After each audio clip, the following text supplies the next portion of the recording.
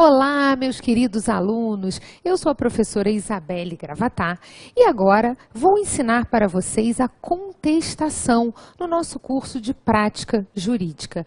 Eu tenho certeza que vocês já assistiram a aula que fala a respeito de postura de audiência, como você deve estar perante o juiz, como é que você deve se vestir, como é que você deve falar. E aí vamos lembrar o seguinte, você, em sendo o autor, o reclamante de uma ação trabalhista, você pode ir acompanhado do seu advogado e vai sentar do lado esquerdo do juiz. Então, o juiz, à esquerda do juiz, o reclamante. E do lado direito, sentará a reclamada. Sentará não tão somente o advogado, como também o preposto. Pessoal, não podemos esquecer, e isso é importantíssimo para explicar para o cliente, né? Porque às vezes eles acham que procuram um advogado e o advogado primeiro vai fazer um grande milagre e segundo vai fazer tudo sozinho. E não é assim. O advogado, ele não substitui a parte. O advogado, ele acompanha a parte.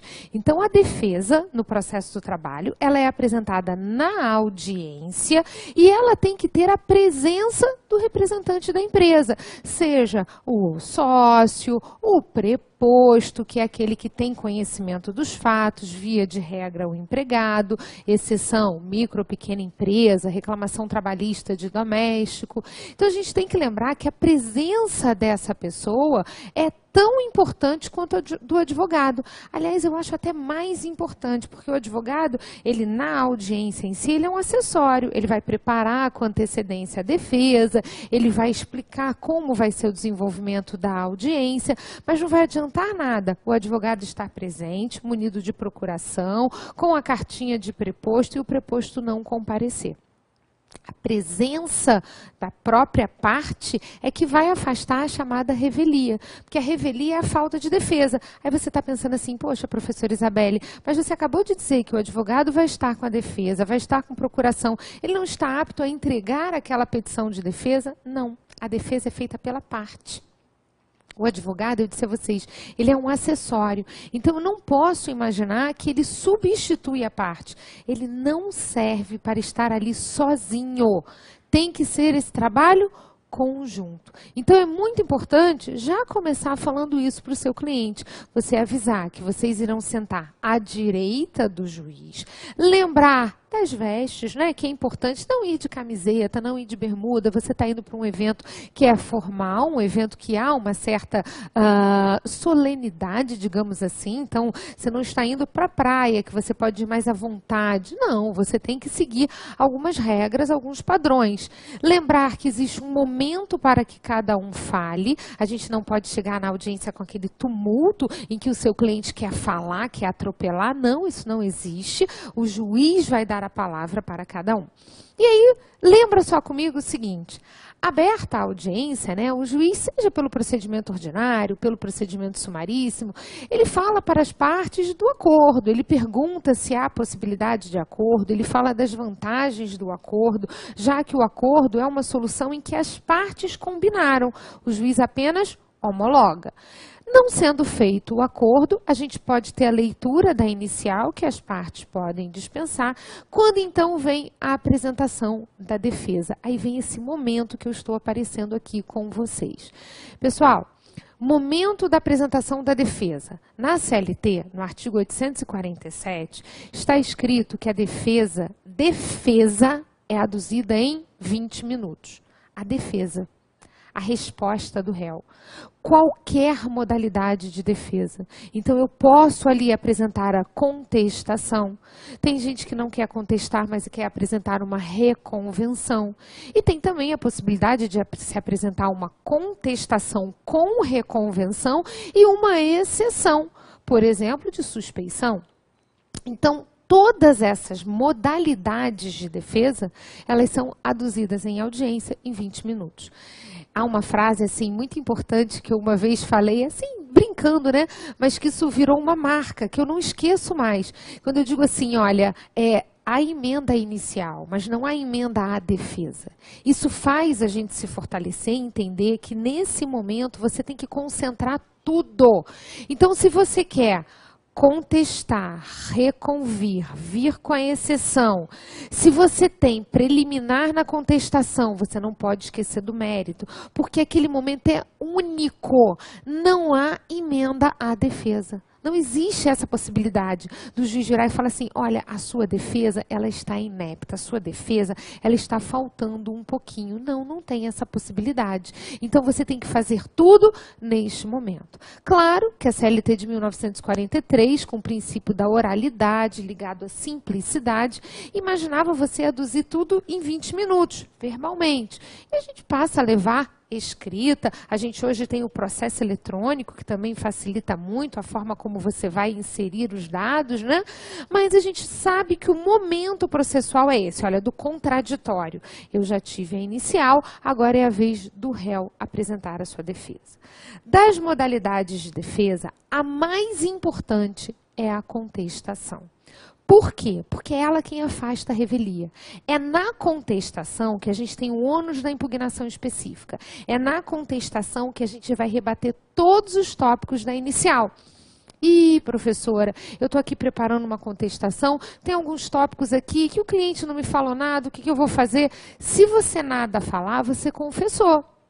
Quem cala, consente. Então, é muito importante você apurar todos os detalhes para deixar o seu cliente ciente de que se ele não rebater algo da inicial, ele simplesmente vai estar confessando. Outro detalhe muito importante é a mudança do Código de Processo Civil. Vocês todos sabem, talvez hoje seja assim, o maior tormento dos advogados, né? Porque os advogados se formaram estudando o CPC de 1973 e, de repente, eles se deparam na prática já com a aplicação do CPC de 2015, porque ele entrou em vigor em março de 2016. Vamos lá. Para e pensa comigo o seguinte. Vida real, prática, TST se posicionou. O TST, ele fez uma instrução normativa de número 39, da qual ele separa, olha, isso aqui eu uso do processo civil no processo do trabalho. E isso daqui eu não uso porque é absolutamente incompatível. Então, existem coisas que eu vou realmente buscar no novo CPC. Eu vou ensinar a vocês, até porque como nós temos vários estados nos assistindo, a gente sabe que em determinados tribunais, eles estão seguindo à risca o encaminhamento da petição ao meritíssimo juízo. Em outros não, pode ser o excelentíssimo senhor, doutor, tão somente juiz da vara do trabalho. Eu vou ensinar você a fazer colocando excelentíssimo senhor, doutor e meritíssimo juízo. Ah, professora, mas isso é o quê? É novidade do CPC e está na parte do que se aplica. As petições são encaminhadas e são dirigidas ao juízo e não ao juiz. Não é a pessoa, é ao juízo. Então, eu tenho que te ensinar a fazer isso aqui. Outro dado da minha aula, que é muito importante do novo CPC, é a reconvenção não ser mais oferecida numa peça separada. A regra agora é que a reconvenção, ela venha como pedido da contestação. Então, primeiro você contesta, rebatendo todos os tópicos da inicial, e depois você faz o pedido de reconvenção. Alerta, existe a possibilidade de você até fazer a reconvenção em peça separada, se você não contestar. Existem pessoas que optam, né? Olha, eu não vou contestar, eu não tenho que contestar, a matéria realmente ele está correto, confessa, eu não tenho contestação nenhuma a apresentar, mas eu preciso reconvir. Na reconvenção você inverte. Quem era o réu passa a ser o autor e quem é o autor vira réu. Então, a gente precisa saber se é o caso de fazer só a reconvenção sem a contestação. Essa é uma novidade do CPC. Outra coisa do novo CPC, em relação à exceção. Exceção na CLT poderia ser de incompetência relativa e também de suspeição. Lembrando que a CLT de 43 se inspirou no CPC de 39, ó. Não era nem de 73. Então, quando ela fala em suspeição, ela vai abranger também impedimento. Mas a grande novidade do CPC agora é dizer que aquela exceção de incompetência relativa, não existe mais. E a gente vai utilizar isso aqui. Por que não existe mais? Porque eles colocaram dentro do rol das preliminares a incompetência absoluta e a incompetência relativa. Então, as duas hoje figuram como preliminar da contestação. Então, isso também vai ser um detalhe muito importante para a gente estudar aqui. E mais um pouquinho. No passado, nós tínhamos que fazer em peça separada impugnação ao valor da causa e impugnação à gratuidade de justiça. Nos dias de hoje, não mais. A gente pode concentrar tudo isso na contestação. Então, vou mostrar para vocês através do material e não vou ficar lendo o artigo. Vocês vão perceber que tem o artigo até transcrito no material, mas eu mostro para vocês, assinalo uma coisa ou outra, mas eu quero mesmo que vocês prestem atenção na minha explicação. Que vocês compreendam que através da Instrução Normativa 39, a gente fez assim uma mexida na nossa contestação. No ano de 2016, logo no início do ano, nós ficamos assim muito amarrados na expectativa do que seria a entrada em vigor do CPC, que seria em março, e do que seria, qual seria o posicionamento do TST. Hoje, tranquilamente, eu falo para vocês que com essa instrução normativa, a gente não tem dúvida desse formato que a gente vai fazer a nossa peça de defesa. Então, vamos dar uma olhadinha nos meus slides, vamos dar uma sequência na nossa aula através do material. Vejam só.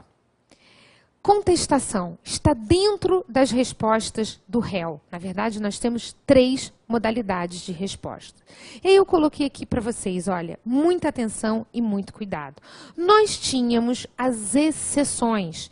Exceção de incompetência, suspeição, impedimento. Lembrando que incompetência aqui era a relativa. Vou puxar aqui uma setinha só para sinalizar. Era a relativa. Então, quando falávamos de exceção, era a incompetência relativa. Agora, olha como está escrito ali, com o advento do CPC, pode ser arguída como preliminar da contestação. A exceção de suspeição, a exceção de impedimento. Então, eu tenho contestação propriamente dita, eu tenho exceção e ainda tenho reconvenção. 3 modalidades de resposta do réu. 3 modalidades que no nosso CPC de 73, elas eram inclusive bem separadas. Coloquei aqui para vocês, olha, no CPC de 73, a contestação concentrava os argumentos da defesa, a reconvenção era a inversão de partes e a exceção se pedia incompetência relativa, impedimento e suspeição. Além disso, impugnava-se o valor da causa e a assistência jurídica gratuita de forma separada. Vejam só, em peças autônomas. Muda o CPC e vai mudar a nossa forma de pensar. E aí eu coloco aqui para vocês, com o advento do CPC de 2015, a contestação se torna um instrumento de defesa completo. O processo no novo CPC consolida a contestação como a principal defesa do réu, ampliando a sua importância. O que vai acontecer, então, com a nossa contestação? Toda matéria de defesa pode ser concentrada. Lembra da minha frase? Não existe emenda à defesa, então eu concentro tudo na contestação. Pessoal, nós não vamos ter uma segunda oportunidade. Olha, professora, sabe o que é? É que eu quero pedir uma preliminar de inépcia da petição da inicial. Eu não consigo contestar se ele não me diz qual o horário de entrada e qual o horário de saída do trabalho dele. Como é que ele está pedindo horas extras sem me apontar o horário de trabalho dele? E aí o senhor juiz analisa essa preliminar e rejeita. E diz o seguinte, você não precisa que ele aponte isso na inicial, já que você tem mais de 10 empregados, tem controle de frequência e sabe o horário que ele trabalhava. Não acolhe a preliminar. E no mérito? Você contestou o mérito, dizendo que ele nunca trabalhou em horário que justificasse o pagamento de horas extras? Você contestou no mérito, dizendo que quando trabalhou em horário extraordinário, recebeu, conforme contra-cheques em anexo? Ah, não. Não contestei o mérito, eu arguí a preliminar. É isso que é fugir à concentração. Eu não tenho duas oportunidades, eu não tenho dois momentos, não existe a emenda à defesa. Se o juiz rejeitar a preliminar, se ele não acolher a preliminar, você não tem como, em outra oportunidade, atacar o mérito. Simplesmente já era. Então, por isso, eu falo para vocês, olha só, a contestação é a mais importante. É a peça que você tem que fazer, rebatendo tópico por tópico da inicial. E tudo, absolutamente tudo, que você arguir em sede de preliminar, você não pode esquecer de contestar no mérito. E se você quiser impugnar valor da causa, gratuidade, e tiver que reconvir, hoje, concentra na contestação, na peça da contestação. Então, lembra, são 3 defesas do réu. Nós temos contestação, exceção e reconvenção. Ainda existe exceção e reconvenção. Reconvenção sozinha, só se não tiver contestação. Exceção, em peça separada, mas não posso esquecer de contestar, se for de suspeição ou de impedimento. E a contestação, ela é tudo. T-U-D-O é a mais importante de todas as peças de defesa. Então, hoje se fala, concentra a defesa na contestação. Então, essa peça é a peça do molho, é a peça rica que você vai rebater aquilo que o reclamante pediu. É a defesa propriamente dita. E ninguém vai se defender assumindo. Você vai se defender de que forma? Como é que você extingue uma obrigação? Pagamento. Como é que você pode extinguir um direito? Negando a existência dele. Claro que você tem uma inversão de ônus da prova. Se você é reclamado e você, por exemplo, nega o direito, você pode deixar a prova com ele. Mas se você alegar algum fato extintivo, modificativo ou impeditivo, você inverte e traz um ônus para si. Você vai ter que ter testemunha, você vai ter que ter documento, vai, se for o caso, requerer uma prova pericial. Você vai provar aquilo que você alegou. Uma dica bem prática para vocês. Às vezes fazer a prova é sofrível, é difícil. Eu já recebi cliente que me dizia assim, olha, ele não fazia horas extras. Ele saía rigorosamente no horário. Tudo bem, você tem aí mais de 10 empregados, você tem o cartão de ponto. Cadê o controle de frequência? Sumiram. Eu não tenho documento. Bom, então vamos pensar em testemunha. Ah, é muito difícil, ninguém quer ser testemunha. O pessoal que trabalhou com ele já não é mais da empresa, não vai querer testemunhar. E aí? Você que está fazendo a peça de contestação, você alega. Provar são outros 500. Se amanhã ou depois na audiência você vai conseguir fazer uma boa prova da sua alegação, bingo, perfeito, sucesso total. Mas se não for conseguir, você não vai, desde a contestação, já fazer aquela sofrência, né? Ah, sabe o que é? Na verdade, eu alego isso, mas não tenho prova. Não. Aí você não está fazendo uma boa defesa. Contestar é negar, não é assumir, é negar. Volta então comigo no meu material, vejam só. Fundamento legal da contestação, artigos 847 da CLT, combinado com os artigos 336, 337 e 343 do CPC. Gente, atenção aqui, ó. Eu tenho aqui preliminares, tenho aqui reconvenção. Coisas que na CLT eu não tenho. Nesse ponto, a CLT ela é muito crua, muito pobrinha. Abrindo o artigo 847, ele só me diz assim, a defesa é apresentada em audiência em 20 minutos. Será aduzida em 20 minutos após a leitura da inicial, se dispensada... Aí você diz assim, defesa, quais? Como? Quais são as preliminares? Quais são? Não tem nada disso na CLT. Então, eu tenho que me pautar no que aparece lá no 336, no 337, no 343, para recordar. Agora, sintonia com a trabalhista. O que é sintonia com a trabalhista? O CPC é formal. Os requisitos da petição inicial são gigantescos. enquanto que da CLT estão ali contidos no artigo 840 e são simplérrimos. Então, não vamos exagerar na dose de pedir preliminar sem ter os bons olhos a simplicidade do processo do trabalho. Senão foi como eu disse a vocês, do sujeito que pediu a inépcia da petição inicial e o juiz rejeitou. Então, não é pedir por pedir. Olha se realmente não dá para entender, se não está fundamentado, se está pedido e não tem fundamento, ou se tem fundamento e não há pedido explícito, para você saber arguir muito bem essa preliminar. Então, de olho no CPC, porque lá tem uma lista, mas sem perder a noção de que o processo do trabalho ele é mais simples. Voltando lá comigo. Vejamos a redação desses artigos, onde nós temos o rol de preliminares, onde nós temos também a forma de defesa da reconvenção. Eu coloquei aqui um quadrinho comparativo, né, só do antigo artigo do CPC de 73 com o atual do CPC de 2015, só porque eu sei que vocês vêm com aquele ranço. Eu mesma, muitas das vezes, pessoal, eu repito assim, olha, o artigo 267 do CPC, extinção do processo sem resolução do mérito, 269, extingue com mérito, porque foram anos e anos falando do CPC de 73. Então, nessa comparação, é só para você perceber que há uma equivalência. A primeira equivalência é no princípio da eventualidade. Quando eu puxo aqui para vocês o artigo 336, eu estou dizendo assim, ó, pediu na preliminar, não esqueça de contestar o mérito. Lê comigo, vê se não é isso. Incumbe ao réu alegar na contestação toda a matéria de defesa, expondo as razões de fato e de direito com que impugna o pedido do autor e especificando as provas que pretende produzir.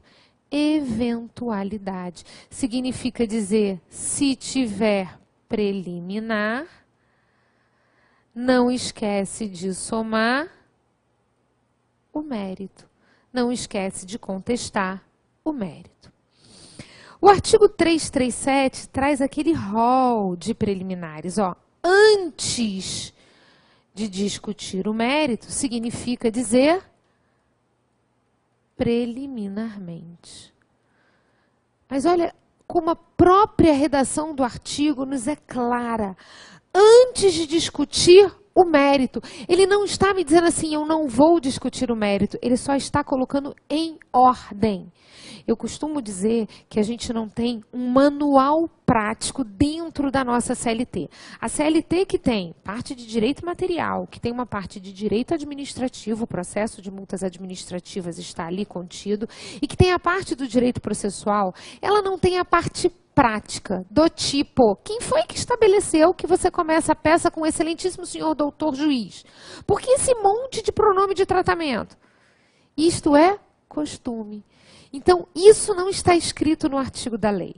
Mas a ordem em si que a gente estabelece para formular a nossa peça, ela vem do próprio processo. Se o processo me diz que preliminar é antes de mérito, eu não posso entregar para o juiz uma peça com a preliminar no final. Não tem sentido, não tem lógica. A preliminar vem preliminarmente, inicialmente, e depois vem o mérito. Tem inicial perfeita, brilhante, que não cabe nenhuma preliminar na contestação.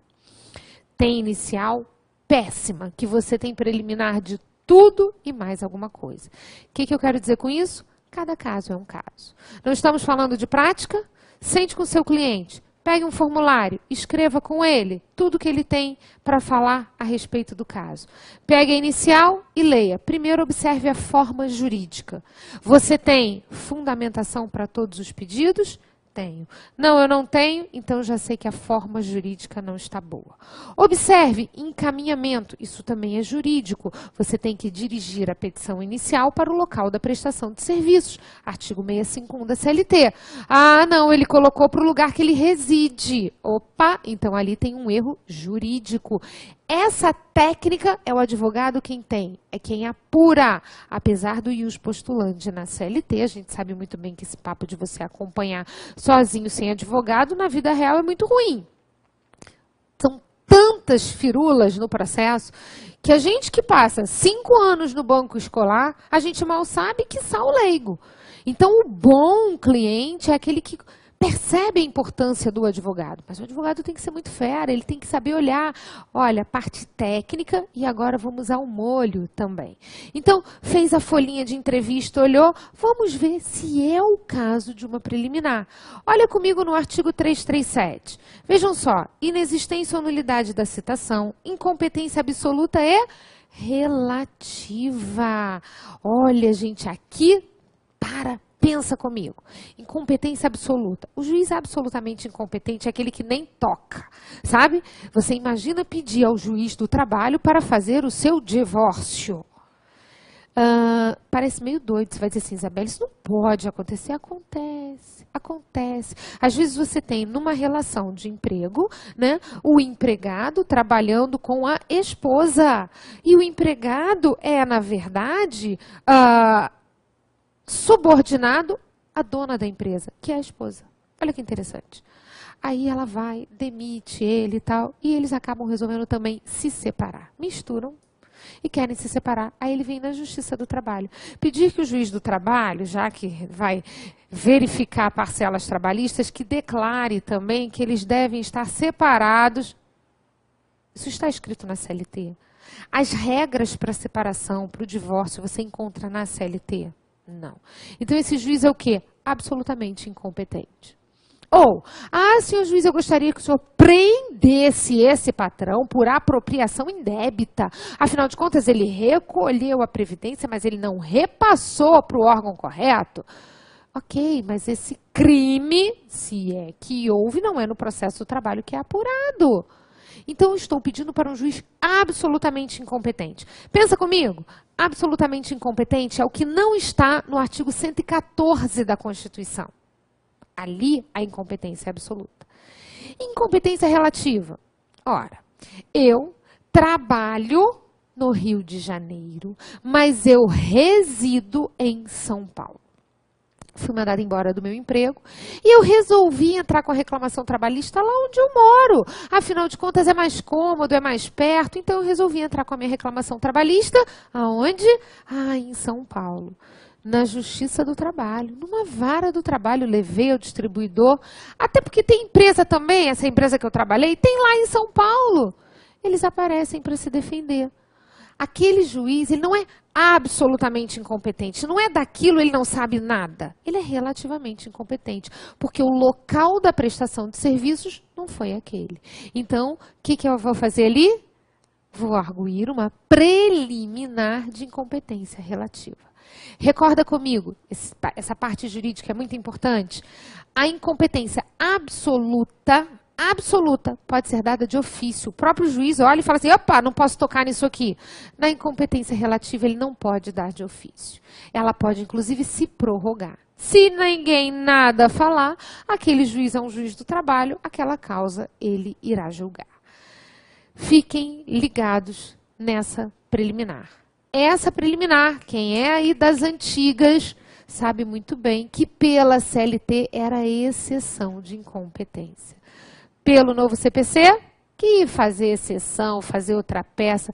E, eu amei essa mudança do CPC. Eu, advogando, por várias vezes eu via o sujeito entrar com a exceção de incompetência e não contestava. E simplesmente não era acolhida aquela exceção de incompetência e ele ficava a ver navios porque não tinha contestado. Olha como ficou agora muito melhor, muito mais fácil, muito mais simples. Para que exceção é na contestação? Aí você tá ligado ao que eu te falei lá no início? Toda vez que tiver a preliminar, não esquece também do mérito. E aí o sujeito contesta o mérito. A gente acabou com aquele número absurdo de revelias porque o sujeito estava pedindo incompetência relativa. Então, pessoal, agora isto é preliminar. Pediu para o juiz se declarar incompetente? Joia, tranquilo. Dizer que não é São Paulo, é Rio de Janeiro? Tá maravilhoso. Agora, não contestar o mérito vai ser a maior furada. E como isso agora está aqui na contestação, fica mais fácil você recordar da existência do mérito, ok? Volta comigo um minutinho aqui. Olha só. Depois, incorreção do valor da causa. Aquilo que era feito em peça separada, tá aqui também, olha. sendo feita dentro da própria contestação, como uma preliminar. Você tinha uma petição para impugnar o valor da causa. Vixe Maria, você tinha que levar uma coisa daqui, outra dali. Esqueci uma dentro do escritório, uma dentro da pasta. Agora é uma preliminar, impugnação ao valor da causa. No nosso processo do trabalho, a gente sabe muito bem que o valor da causa, ele dita o rito. Causa até 40 salários mínimos, sumaríssimo. Causa acima, ordinário. Então, se liga no valor da causa, porque, por exemplo, no sumaríssimo é a soma dos pedidos liquidados. Então, você tem que perceber se aquilo ali está correto ou não, sob pena de impugnar. Senão, você vai ter que fazer a impugnação. Qual outro? Olhem lá. Inépcia da petição inicial. Vou colocar assim, olha. Um asterisco e assim, ó, mais comum. É a hipótese mais comum que nós temos de preliminar numa contestação. Por quê? Porque o pessoal acha que é tão simples, que chega lá e pede sem dizer o porquê, sem fundamentar. Esse papo de dai-me os fatos que eu lhe darei o direito é tudo muito bonitinho, mas você tem que dizer de onde é que vem esse direito.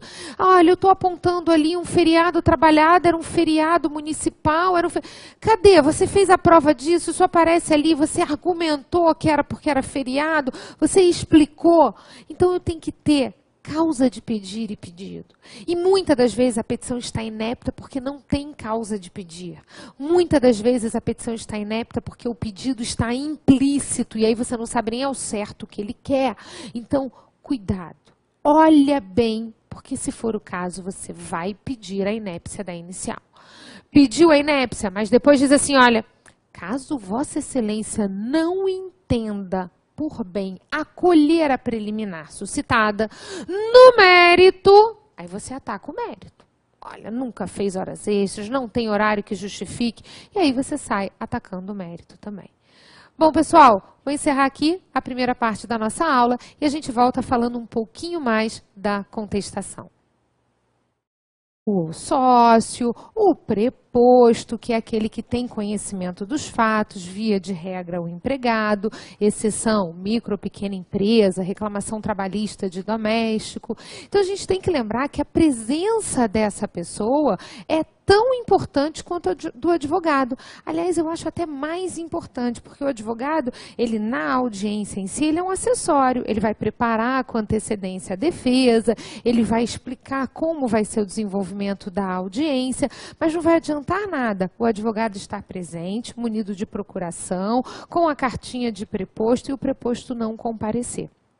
A presença da própria parte é que vai afastar a chamada revelia, porque a revelia é a falta de defesa. Aí você está pensando assim, poxa, professora Isabelle, mas você acabou de dizer que o advogado vai estar com a defesa, vai estar com procuração, ele não está apto a entregar aquela petição de defesa? Não, a defesa é feita pela parte. O advogado, eu disse a vocês, ele é um acessório. Então, eu não posso imaginar que ele substitui a parte. Ele não serve para estar ali sozinho.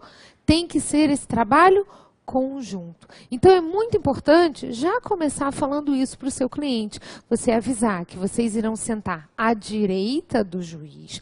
Lembrar das vestes, né? Que é importante não ir de camiseta, não ir de bermuda. Você está indo para um evento que é formal, um evento que há uma certa solenidade, digamos assim. Então, você não está indo para a praia, que você pode ir mais à vontade. Não, você...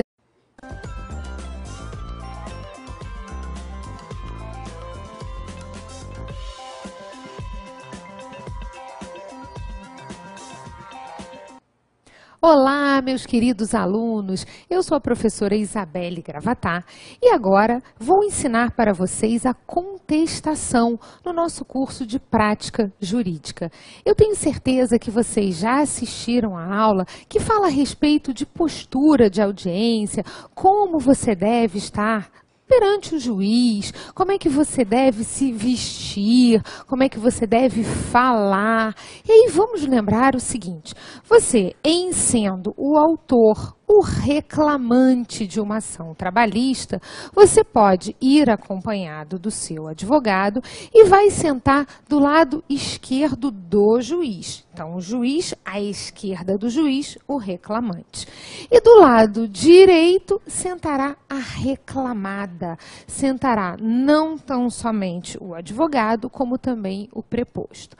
Pessoal, não podemos esquecer, e isso é importantíssimo para explicar para o cliente, né? Porque às vezes eles acham que procuram um advogado, e o advogado primeiro vai fazer um grande milagre e segundo vai fazer tudo sozinho. E não é assim. O advogado, ele não substitui a parte. O advogado, ele acompanha a parte. Então, a defesa, no processo do trabalho, ela é apresentada na audiência e ela tem que ter a presença do representante da empresa. Seja, ou tem que seguir algumas regras, alguns padrões. Lembrar que existe um momento para que cada um fale. A gente não pode chegar na audiência com aquele tumulto em que o seu cliente quer falar, quer atropelar. Não, isso não existe. O juiz vai dar a palavra para cada um. E aí, lembra só comigo o seguinte, aberta a audiência, né, o juiz, seja pelo procedimento ordinário, pelo procedimento sumaríssimo, ele fala para as partes do acordo, ele pergunta se há possibilidade de acordo, ele fala das vantagens do acordo, já que o acordo é uma solução em que as partes combinaram, o juiz apenas homologa. Não sendo feito o acordo, a gente pode ter a leitura da inicial, que as partes podem dispensar, quando então vem a apresentação da defesa. Aí vem esse momento